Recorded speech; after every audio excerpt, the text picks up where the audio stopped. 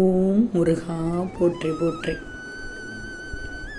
என் அன்பு குழந்தையே, முருகா சரணம், முருகா சரணம், முருகா சரணம் என்று 3 முறை பதிவிட்டு இந்த பதிவினை கேள். நிச்சயம் நாளை 2 விருப்பங்களில் ஒரு விருப்பம் உனக்கு நிச்சயமாக நடக்கும்.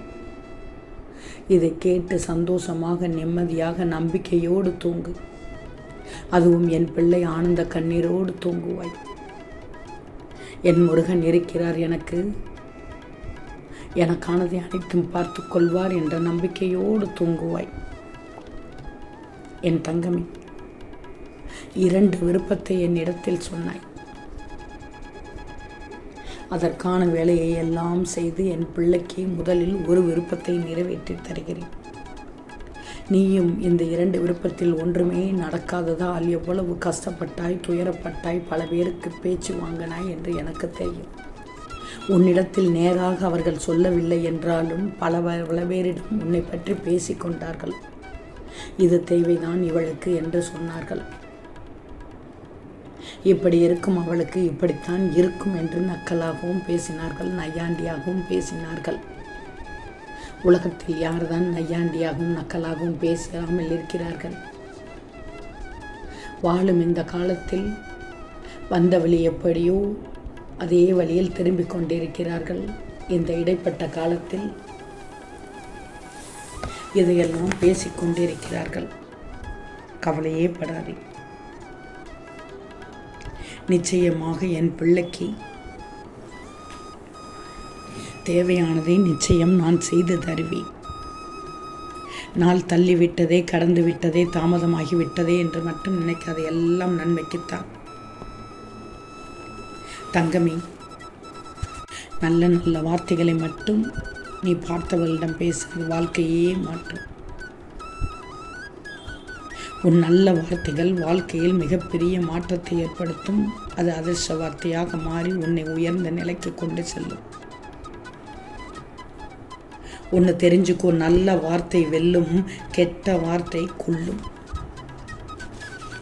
செல்வமே, முருகா சரணம், முருகா சரணம், முருகா சரணம் என்று 3 முறை பதிவிட்டு விட்டாயா? நிச்சயமாக உன் விருப்பத்தில் ஒன்றை நிறைவேற்றி காண்பிப்பேன் இந்த முருகன்.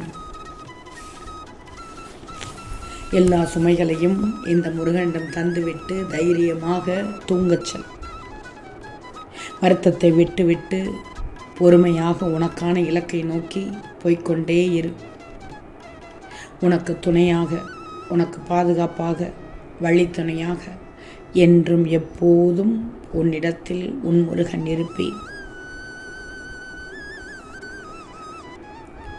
நீ செல்லும் பாதையில் புற்கள் இருந்தாலும் சரி, முட்கள் இருந்தாலும் சரி, எதை கிள்ள வேண்டும், எதை கிள்ளக்கூடாது என்று எனக்கு தெரியும்.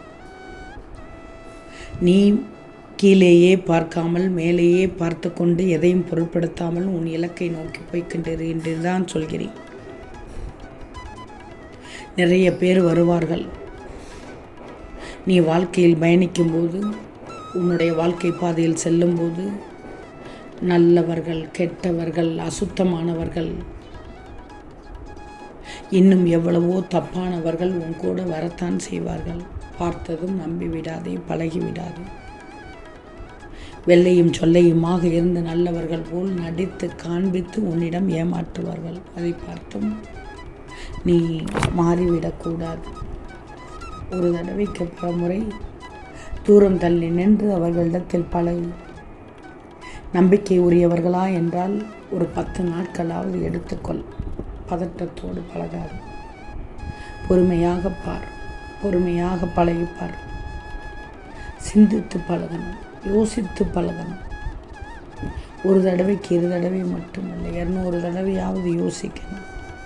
அந்த நேரத்தில் குழப்பம் வந்துகின்றே இருக்கிறதா? யாரிடத்திலும் நீ செல்லவே வேண்டாம், தனித்திராத. எவர்களும் எப்படியும் பேசிவிட்டு போகட்டும். நன்றாக உன் வேலையை செய்தால் மம்மதைக்காரர்கள் என்பார்கள். ஒன்றுமே செய்யவில்லை என்றால் ஒன்றும் தெரியாத முட்டாள் ஏதோ ஒரு போக்கில் வாழ்ந்து கொண்டிருக்கிறான் என்பார்கள்.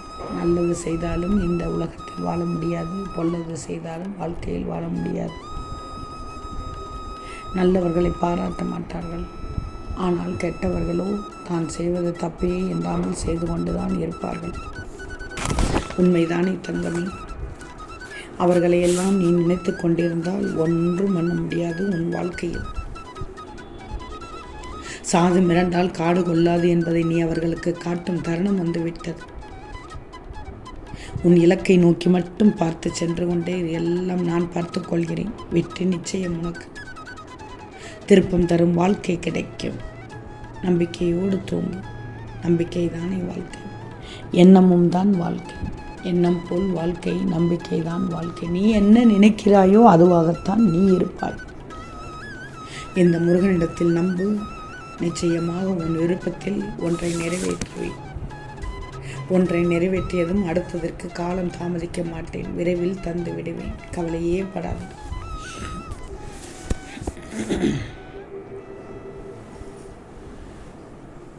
என் கோவிலுக்கு வா. என் ஆலயத்திற்கு வந்து என்னிடம் மனம் விட்டு பேசி ஒரு 5 நிமிடம் உன் கஷ்டத்தை தீர்க்க சொல்லி வேண்டித்தான் பாரு. அப்படித்தானே விருப்பத்தை சொன்னாய். 2 விருப்பத்தை சொன்னாய்.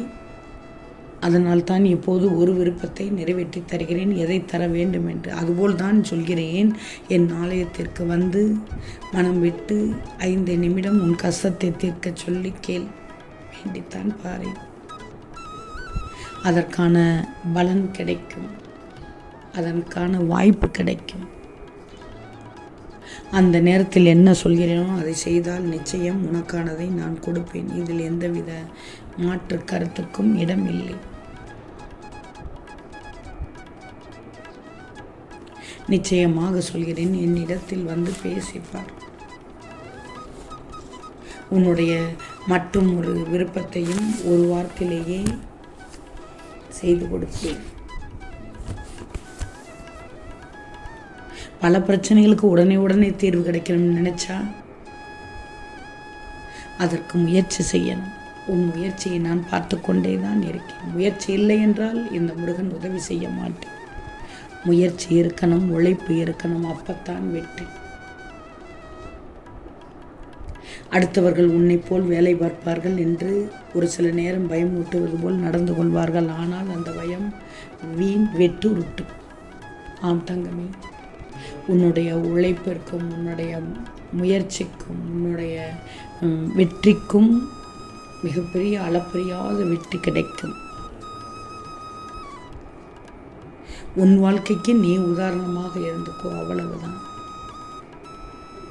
உன்னுடைய மனமானது நல்லதைத்தான் நினைக்கணும், நல்லதைத்தான் செய்யணும்.